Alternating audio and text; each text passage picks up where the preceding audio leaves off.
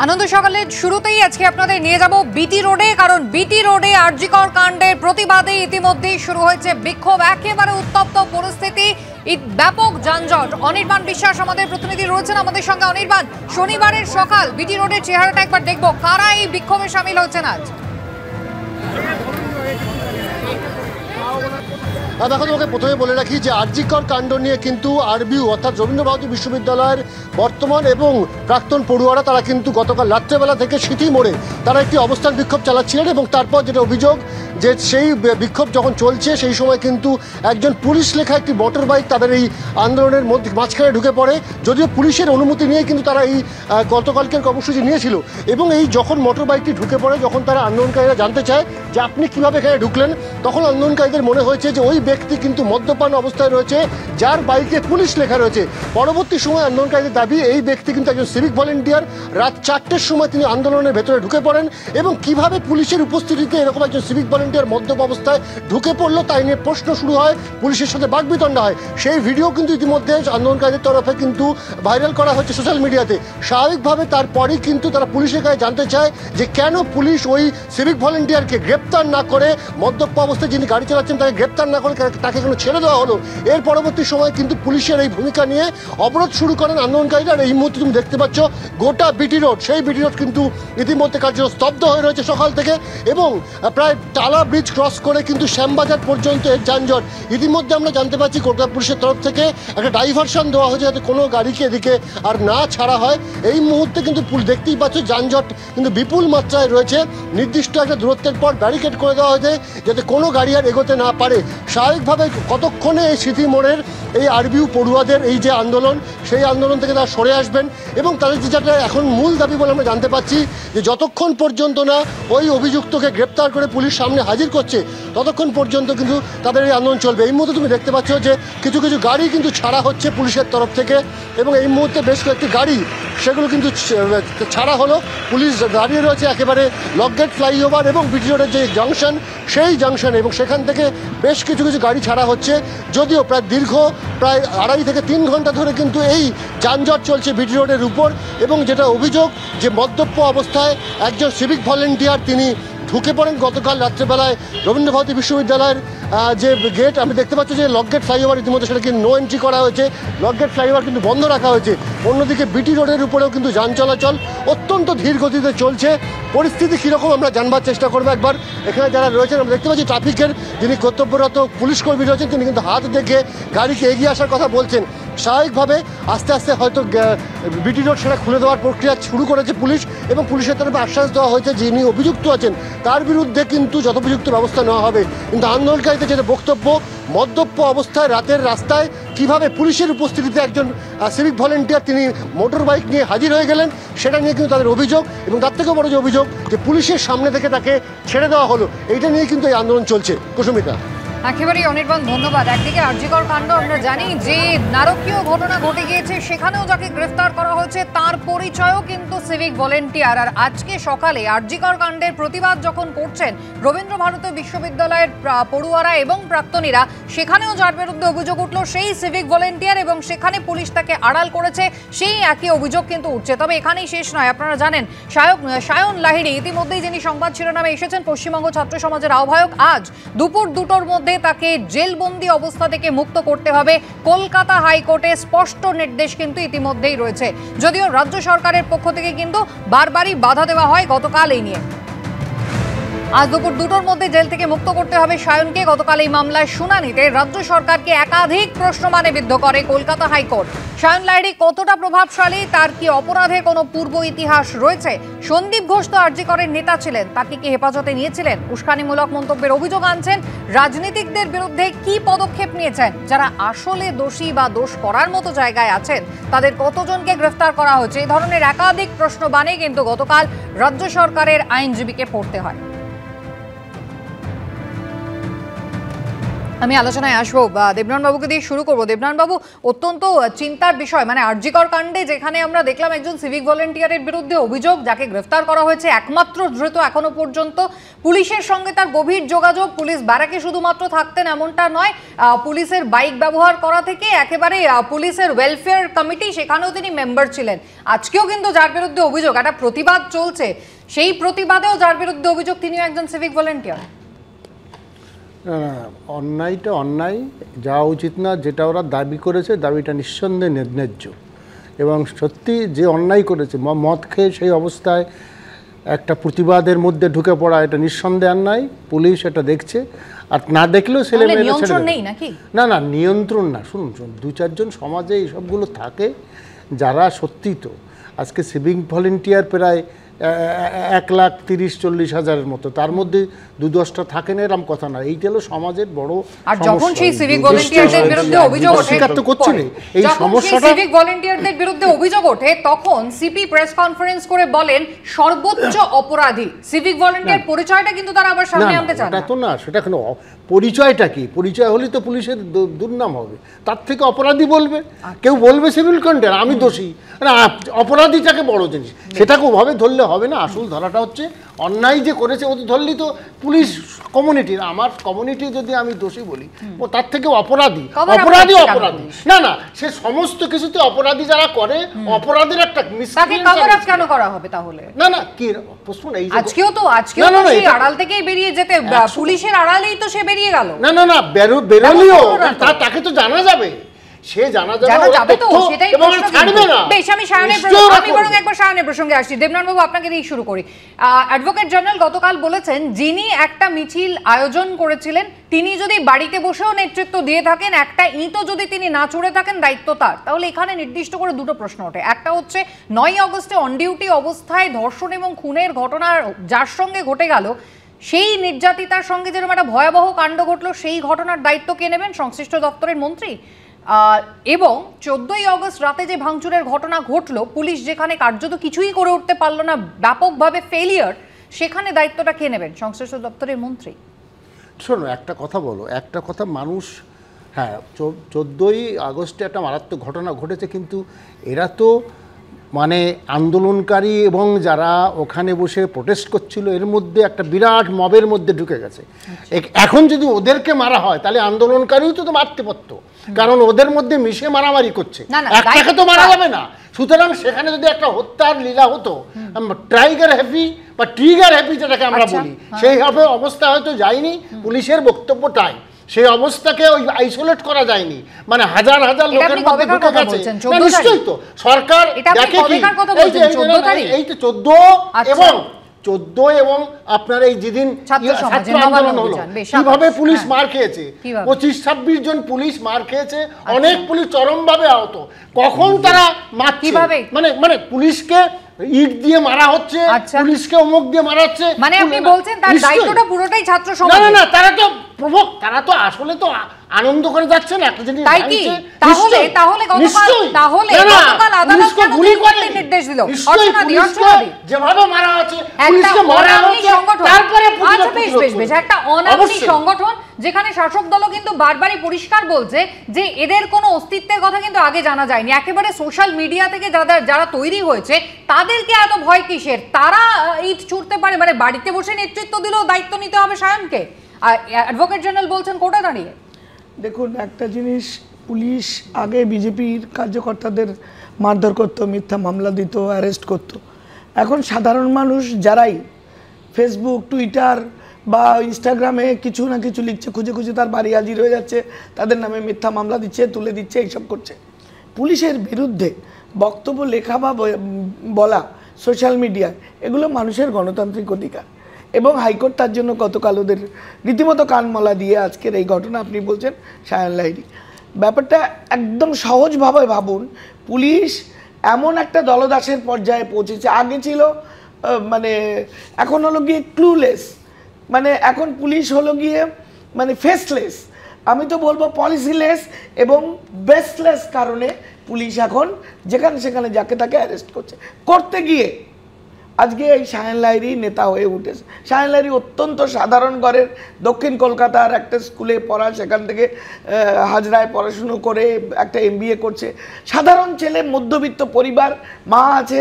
আমরা যেদিন লালবাজারে অ্যারেস্ট হয়েছিলাম সেদিনে আমাদের শায়নের সেখানে প্রথম দেখি একেবারে অনামী সাধারণ ছেলে। এখন সেও VIP, কারণ সে কলম তুলেছে, অন্যায়ের বিরুদ্ধে রুখে দাঁড়িয়েছে। যেই জায়গায় যেই সময় বেশ কি বলছেন কুণাল ঘোষ এবং কি বলছেন শুভেন্দু অধিকারী, শোনাবো একবার পরপর। লোক খেপাবার সময় খেয়াল থাকে না, পুলিশের পারমিশন ছাড়া 2-3 জন বসে যদি লোক খেপিয়ে লেলিয়ে দেয়, কোনো একটা দলের বকলমা নিয়ে লোক খেপিয়ে লেলিয়ে দেয় পাবলিককে, এবং সেখানে কিছু গুন্ডা ব্যারিকেড ভেঙে পুলিশকে আক্রমণ, পুলিশের চোখ নষ্ট হচ্ছে, সম্পত্তি ধ্বংস হচ্ছে, 36 জন পুলিশ ইনজিওর্ড, তাহলে দায় কার? যারা ডাক দিয়ে লেলিয়ে দিয়েছে মানুষকে, দায় তাদের।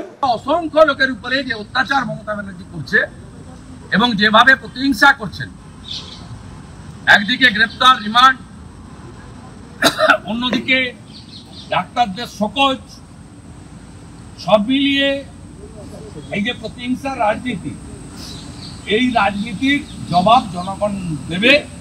গণতন্ত্রে মানুষই শেষ কথা বলে, গণতন্ত্রে বিধানসভার সংখ্যাগরিষ্ঠতা, বেশি শক্তি, অর্থ শক্তি, অস্ত্র শক্তি শেষ কথা বলে না।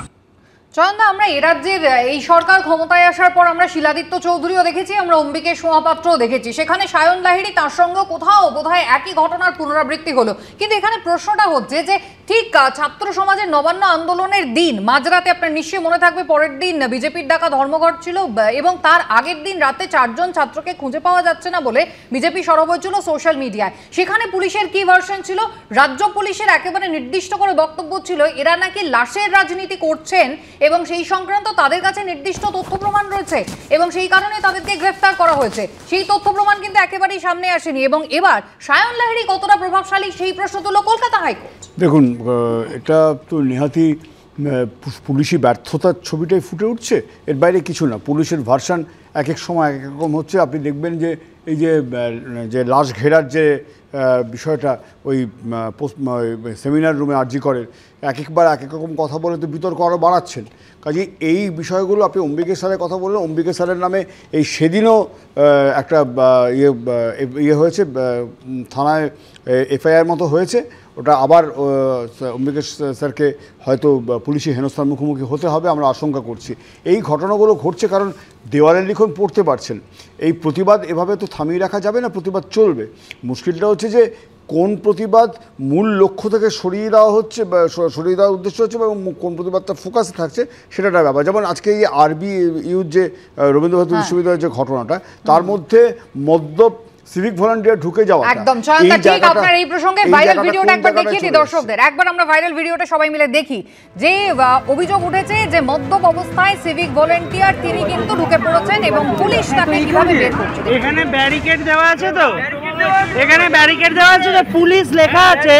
তুমি ড্রিঙ্ক করে রয়েছো, তুমি কি করছো এখানে? এখানে এতগুলো মেয়ে রয়েছে, দেখতে পাচ্ছ? এখানে দেখতে পাচ্ছ কিসের জন্য আমরা এসেছি? আমরা ছেলে খেলা করতে আসিনি নিশ্চয়ই।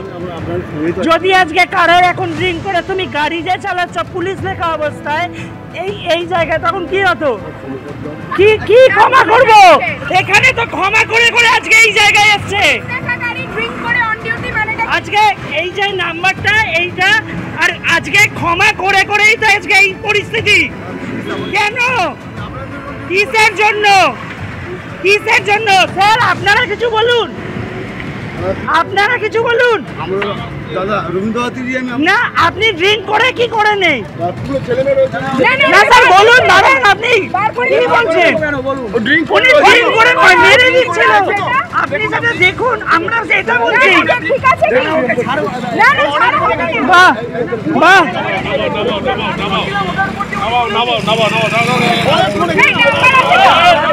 বাহ স্যার, বাহ স্যার।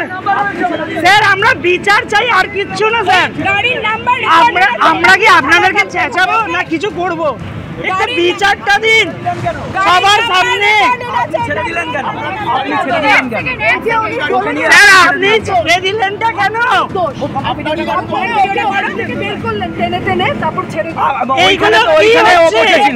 আপনাদের পাশেই বসেছিল, পুলিশ লেখা আছে ওখানে, আপনাদের দোষ। এই হচ্ছে বলুন স্যার, আজকে যদি আমরা ড্রিঙ্ক করে চালাই আপনারা ছেড়ে দেবেন?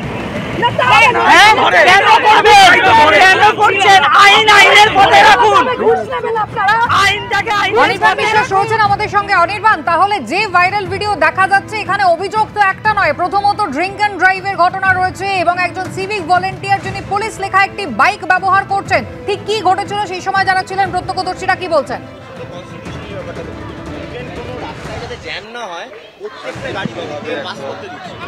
আমরা ভিডিওটা দেখেছি এবং সেখানে উনি যে ছেড়ে দিচ্ছেন সেটাও ছবিতে রয়েছে। অনির্বাণ, শোনা যাচ্ছে কি?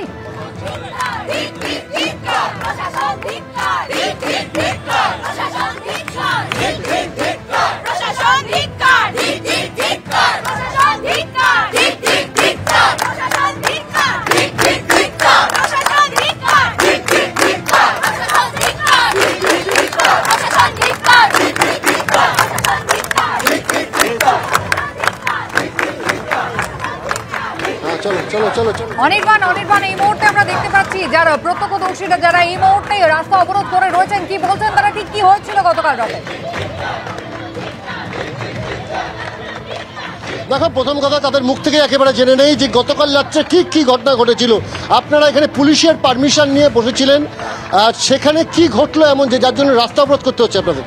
পুলিশের পারমিশন নিয়ে আমরা আমাদের যে আরজিকরের যে ঘটনাটা ঘটে গেছে, যার প্রোটেস্ট আমরা 14 তারিখ রাত থেকে করছি, প্রত্যেকদিন কেউ না কেউ কোথাও না কোথাও রাত যাচ্ছে, সেরকমই গতকাল রবীন্দ্রভারতী ইউনিভার্সিটির ডাকে আমরা এরকম একটা পিসফুল প্রোটেস্ট নিচ্ছিলাম, যে আমরা রাস্তা জুড়ে আঁকা লেখা এবং গান গেয়ে জমায়েত করছিলাম।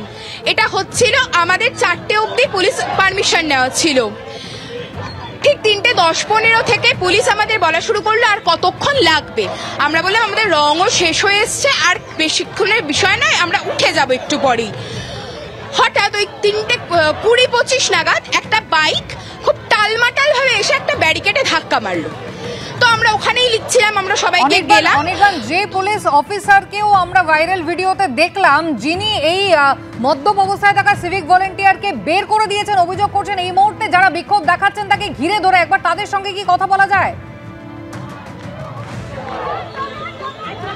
একদমই, আমরা কথা বলবো তাদের সাথে। এখানে দেখতেই পাচ্ছ যে পুলিশ কর্মীকে মাঝখানে রেখে কিন্তু প্রত্যেকে এখানে তারা বিক্ষোভ কর্মসূচি চালাচ্ছেন। কেন তারা বিক্ষোভ কর্মসূচি চালাচ্ছেন? আপনারা পুলিশ কর্মীকে সামনে রেখে কেন বিক্ষোভ কর্মসূচি চালাচ্ছেন? দেখুন, যতদিন মেয়েদের জন্য সুরক্ষা না আসছে, যতদিন পর্যন্ত আমরা দেখবো যে সিভিক ভলেন্টিয়াররা ওই মদ খেয়ে বাইক চালাবে, মেয়েদের ওপর তুলে দেবে, কটূক্তি করবে, ততদিন এই প্রতিবাদ চলবে, এই আন্দোলন চলবে, রাস্তা ব্লক থাকবে। কিন্তু পুলিশ কর্মীকে কেন আটকে রাখা হচ্ছে? কারণ ওই পুলিশ কর্মী সিভিক ভলেন্টিয়ারটা ছেড়ে দিয়েছে, উনি ছেড়ে দিয়েছেন। কালকে রাত্রিবেলা একটা ঘটনা ঘটে, আমরা এখানে কর্মসূচি নিয়েছিলাম যেখানে আমরা ছবি আঁকছিলাম। মোটামুটি 3:30 নাগাদ একটি বাইক এসে ওই ব্যারিকেডে ধাক্কা মারে। আমরা সবাই গিয়ে দেখি যে সেই বাইকটির সামনে লেখা আছে পুলিশ, এবং সেই পুলিশ লেখার পর আমাদের ছাত্রছাত্রীরা তাদেরকে ঘিরে ধরে, এবং ঘিরে ধরার পর যখন দেখে যে ওই পুলিশটি, এই অফিসারটি উনি ওনাকে ছাড়িয়ে বলে যে সাইডে এসো, এবং ওনাকে পালিয়ে যেতে সাহায্য করে, এবং আমাদের দৃঢ় বিশ্বাস উনিও মদ্যপ অবস্থায় ছিলেন। এটার বিরুদ্ধে আমাদের প্রতিবাদ, এবং উনি পালিয়ে যেতে আমরা দাবি রাখি যে অপরাধী তাকে এখানে আনতে হবে। আমরা ভোর 4টে থেকে দাঁড়িয়ে আছি, উনিও দাঁড়িয়ে আছে, প্রশাসনও দাঁড়িয়ে আছে। আমাদের শুধু একটাই দাবি যে অপরাধী তাকে এখানে আনা হোক। উনি কিছুক্ষণের মধ্যে এখানে আসতে পারতেন। ওনাকে নাকি কাস্টাডিতে রাখা হয়েছে, সিটি থানা, এখান থেকে ডিস্টেন্স 5 মিনিট 10 মিনিট। কিন্তু আপনারা কি চাইছেন যে অভিযুক্ত সিভিক ভলেন্টিয়ার এবং পুলিশ কর্মীর বিরুদ্ধে ব্যবস্থা হোক? একদমই হোক, এনার বিরুদ্ধে যিনি সাহায্য করেছেন তার বিরুদ্ধে, এবং যিনি করেছেন তার বিরুদ্ধে শাস্তি দিতে হবে, কঠোর থেকে কঠোর শাস্তি। আমরা এফআইআর করছি, এবং আইনগতভাবে আমরা আমাদের দাবি জানাচ্ছি, আইনগতভাবে আমরা আমাদের পদক্ষেপ নিয়েছি। পুলিশের বাইকের থেকে আমরা জানতে পেরেছি, নাম্বার প্লেট থেকে, ওয়েবসাইট থেকে, যে পুলিশের বাইকে সবকিছু 2008 সালে ল্যাপস করে গেছে, ইন্স্যুরেন্স ল্যাপস করে গেছে, পুলিশের বাইকের ল্যাপস করে গেছে।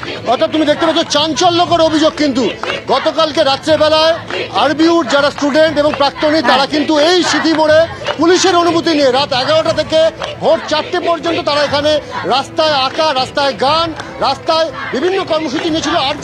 এবং যে পুলিশ বাইক ব্যবহার করছেন ওই মদ্যপ অবস্থায় থাকা সিভিক ভলেন্টিয়ার, সেই বাইকের রেজিস্ট্রেশন পর্যন্ত শেষ হয়ে গেছে, রিনিউয়াল হয়নি। বিডি রোডের জমায়েতের ছবি আপনারা দেখছেন। গতকাল ছিল আরজিকর কাণ্ডের প্রতিবাদ, আর সেই প্রতিবাদ চলাকালীন নির্দিষ্ট সময়ের আগেই কিন্তু পুলিশ একেবারে এদেরকে তুলে দিতে চান, এবং সেই সময় মত্ত অবস্থায় একজন সিভিক ভলেন্টিয়ার পুলিশের বাইকে চেপে আসেন, যাকে কিন্তু প্রশ্নের মুখে পড়তে হয় এই প্রতিবাদীদের। কিন্তু পুলিশের ছত্রছায়ায় থেকে একেবারে নির্বিরোধে বেরিয়ে গেলেন সেই সিভিক ভলেন্টিয়ার।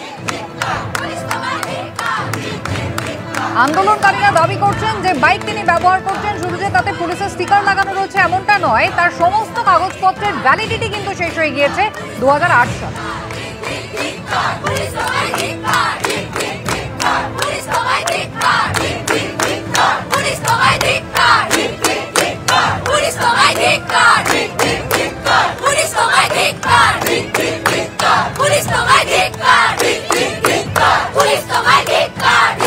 অনির্বাণ বিশ্বাস আমাদের সঙ্গে রয়েছেন। অনির্বাণ, পুলিশ আধিকারিক তাকে ঘিরে রেখেছেন এই মুহূর্তে আন্দোলনকারীরা, এজেন্ডা ছিল কিছু অন্য, আর এই মুহূর্তে তারা দাবি জানাচ্ছেন আলাদা। কি বলছেন তারা, কি চাই এরপর?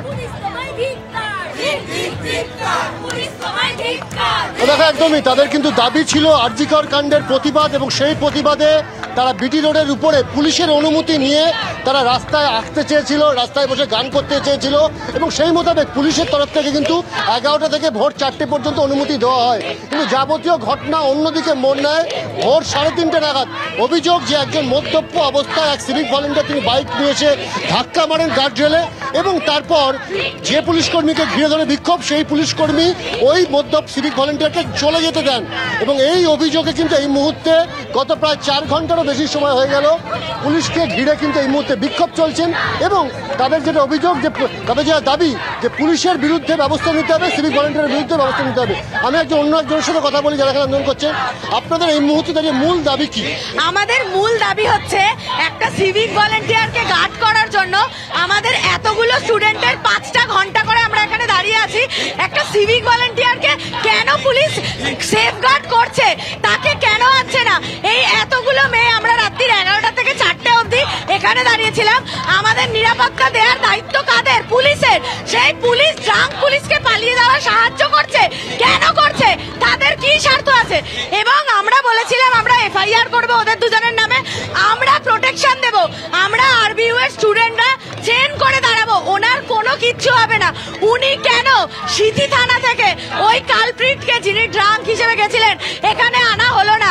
এবং একটা পুলিশ আজকে এখন 3:20 থেকে এখন বাজে হচ্ছে 8:26, এতক্ষণ ধরে ইনি দাঁড়িয়েছেন, ইনি ক্লাউন, একটা কথা বলছেন না, একটা কাউকে কোনো কথা বলছেন না, একা দাঁড়িয়ে আছে এখানে।